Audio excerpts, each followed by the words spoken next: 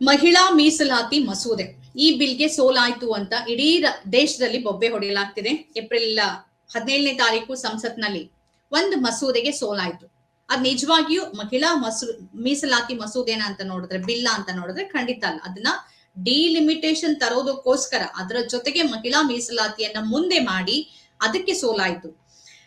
ಬಹಳಷ್ಟು ವಿಶ್ಲೇಷಣೆಗಳು ಇದ್ರ ಬಗ್ಗೆ ಈಗಾಗಲೇ ಬಂದಾಗಿದೆ. ಆದ್ರೆ ಬಿಜೆಪಿಯ ರಾಜಕೀಯವನ್ನ ಅರ್ಥ ಮಾಡ್ಕೊಳ್ದೆ ಇದ್ರೆ ಬಹಳ ಕಷ್ಟ ಆಗುತ್ತೆ. 2023ರಲ್ಲಿ ಒಂದು ವಿಶೇಷ ಅಧಿವೇಶನವನ್ನ ಕರೆದ್ರು. ಆ ವಿಶೇಷ ಅಧಿವೇಶನ ಕರೆದ ಸಂದರ್ಭದಲ್ಲಿ ಏನ್ ಮಾಡ್ತಾರೆ ಅಂತ ಎಲ್ರಿಗೂ ಕುತೂಹಲ ಇತ್ತು. ದೇಶದ ಹೆಸರನ್ನ ಬದಲಾಯಿಸ್ತಾರೆ, ಈ ತರದೆಲ್ಲ ಚರ್ಚೆ ನಡೀತಿರೋ ಹೊತ್ತಿಗೆ ಇದ್ದಕ್ಕಿದ್ದಂತೆ 33% ಮೀಸಲಾತಿಯನ್ನ ಮಹಿಳೆಯರಿಗೆ ತರೋದಕ್ಕೆ ಬಿಜೆಪಿ ಸರ್ಕಾರ ಮಸೂದೆಯನ್ನ ಮಂಡನೆ ಮಾಡ್ತು. ಆ ಸಂದರ್ಭದಲ್ಲಿ ಸರ್ವಾನುಮತದಿಂದ 2 ಅಗೇನ್ಸ್ಟ್ ವೋಟ್ ಬಿದ್ದಿತ್ತು. ಎಲ್ಲ ವಿರೋಧ ಪಕ್ಷಗಳು ಮಹಿಳೆಯರಿಗೆ 33% ಮೀಸಲಾತಿ ಕೊಡೋದಕ್ಕೆ ಒಪ್ಪಿಗೆಯನ್ನ ಕೊಟ್ವು.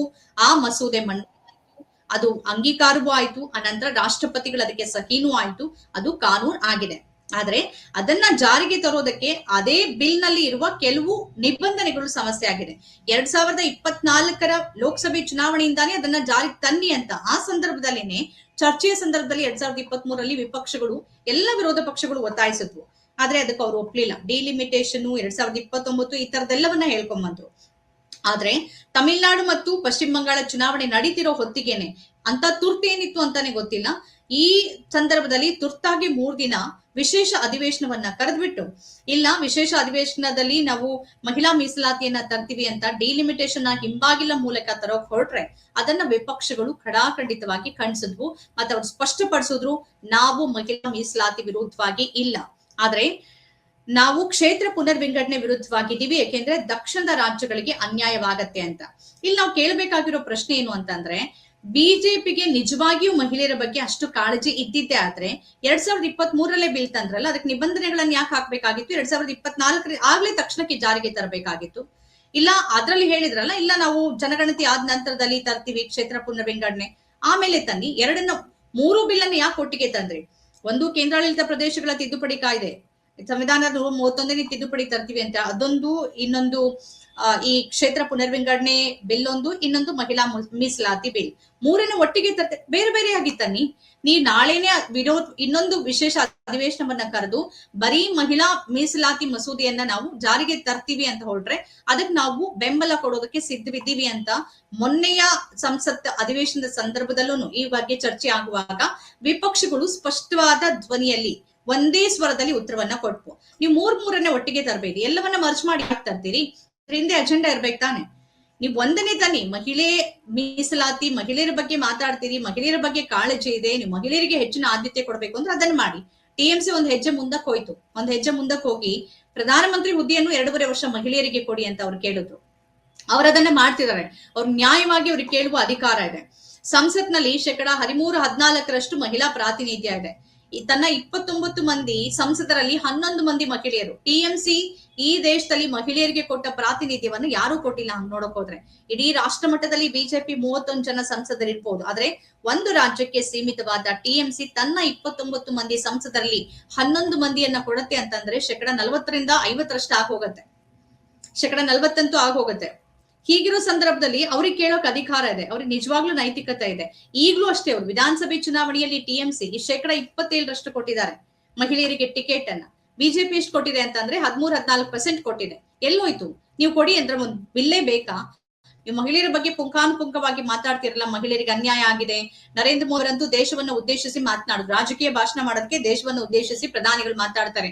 ಕಾಂಗ್ರೆಸ್ ಮತ್ತು ವಿರೋಧ ಪಕ್ಷಗಳು ಈ ದೇಶದ ಮಹಿಳೆಯರಿಗೆ ಅನ್ಯಾಯ, ನೀವು ಮಾಡಿರೋ ಅನ್ಯಾಯ ಯಾರು ಮಾಡಿದಾರೆ? ಕೊಡಿ, ನೀವು ರಾಜ್ಯದಲ್ಲಿ ಕೊಡಿ, ಕರ್ನಾಟಕದಲ್ಲೋ ಬೇರೆ ರಾಜ್ಯದಲ್ಲಿ ಎಲ್ಲಾ ಕಡೆ ಇದ್ದೀರಲ್ಲ, ಎಲ್ಲಾ ಕಡೆ ಕೊಡಿ. ಮಹಿಳಾ ಮುಖ್ಯಮಂತ್ರಿಗಳನ್ನ ಮಾಡಿ 33% ನಿಮ್ಗೆ ಬಿಲ್ಲೇ ಬೇಕಾ? ಇಲ್ಲ ಮಹಿಳೆಯರ ಬಗ್ಗೆ ಕಾಳಜಿ ಇದೆಯಲ್ಲ, ಕೊಡ್ಬೇಕು. ಹಾಗೆ ನೋಡಕ್ ಹೋದ್ರೆ ಕೊಟ್ಟಿಲ್ಲ. ಅದ್ 2023ರಲ್ಲೂ ಎಲ್ಲ ವಿಪಕ್ಷಗಳು ಸರ್ವಾನುಮತದಿಂದ ಮಸೂದೆಯನ್ನ ಬೆಂಬಲಿಸಿ ಅದಕ್ಕೆ ವೋಟ್ ಮಾಡಿ ಅದು ಕಾನೂನಾದ ನಂತರದಲ್ಲಿ ಈಗ ನೀವು ಸುಳ್ಳು ಹೇಳ್ತೀರಾ, ರಾಷ್ಟ್ರೀಯ ವಾಹಿನಿಯಲ್ಲಿ ಬಂದು ವಾಹಿನಿಗಳು ಸುಳ್ಳು ಹೇಳ್ತವೆ, ಅದು ಬೇರೆ ವಿಚಾರ. ಪ್ರೊಟೆಸ್ಟ್ ಮಾಡ್ತೀರಾ ಕಾಂಗ್ರೆಸ್ ಮತ್ತು ವಿಪಕ್ಷಗಳು. ಮಹಿಳಾ ವಿರೋಧಿತನ ಎಲ್ಲಿಂದ ಬಂತಿದ್ದು? ವಿರೋಧವನ್ನ ನಿಜವಾಗಿಯೂ ಮಾಡ್ತಿರೋದು ದಕ್ಷಿಣ ಭಾರತದ ಮತ್ತು ವಿಪಕ್ಷಗಳ ನಾಯಕರು ಡಿಲಿಮಿಟೇಷನ್ ಬಗ್ಗೆ. ಅದನ್ನ ಬೇರೆನೆ ಚರ್ಚೆ ಇಟ್ಕೊಳ್ಳಿ. ಡಿಲಿಮಿಟೇಷನ್ ನೀವು ಬೇರೆನೆ ಚರ್ಚೆ ಇಟ್ಕೊಳ್ಳಿ, ಬೇರೆ ರೀತಿಯಾಗಿ ಅದನ್ನ ಮಾಡಿ. ಮಹಿಳಾ ಮೀಸಲಾತಿಯನ್ನ ಸಪರೇಟ್ ಆಗಿಡಿ.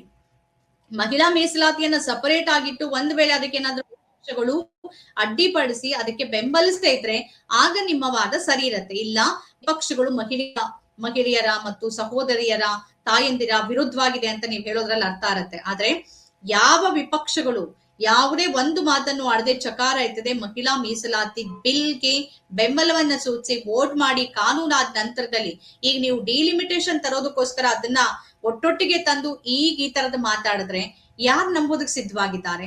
ಪ್ರಧಾನಿಗಳು ಹೇಳ್ತಿರೋ ಪ್ರತಿ ಮಾತು ಕೂಡ ಸುಳ್ಳು. ಕಾಂಗ್ರೆಸ್ ರಾಜ್ಯ ನಾಯಕರುಗಳು ಕೂಡ ಪ್ರತಿಭಟನೆಯನ್ನ ಮಾಡ್ತಿದ್ದಾರೆ, ವಿಪಕ್ಷಗಳು ಮಹಿಳಾ ವಿರೋಧಿ ಅಂತ. ಮಹಿಳಾ ವಿರೋಧಿ ಅನ್ನೋದು ಇಲ್ಲಿ ಬರೋದೇ ಇಲ್ಲ.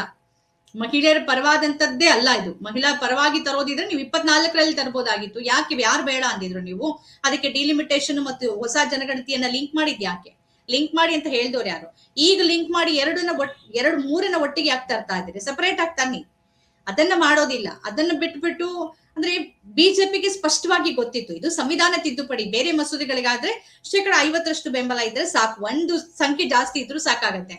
ಆದ್ರೆ ಇದು ಸಂವಿಧಾನದ ತಿದ್ದುಪಡಿ 2/3 ಮೆಜಾರಿಟಿ ಬೇಕು ಅಂತ.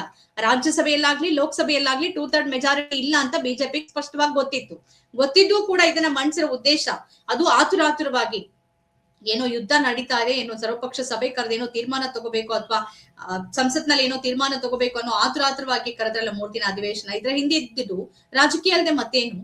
ಪಶ್ಚಿಮ ಬಂಗಾಳದಲ್ಲಿ ಮತ್ತು ತಮಿಳುನಾಡಿನಲ್ಲಿ ಮಹಿಳೆಯರ ವೋಟ್ಗಳು ನಿಮ್ಗೆ ಬೇಕಾಗಿತ್ತು. 2/3 ಮೆಜಾರಿಟಿ ಇಲ್ಲ ಅಂತಾನು ಗೊತ್ತಿತ್ತು, ಇದಾಗೋದಿಲ್ಲ ಅಂತಾನು ಗೊತ್ತಿತ್ತು.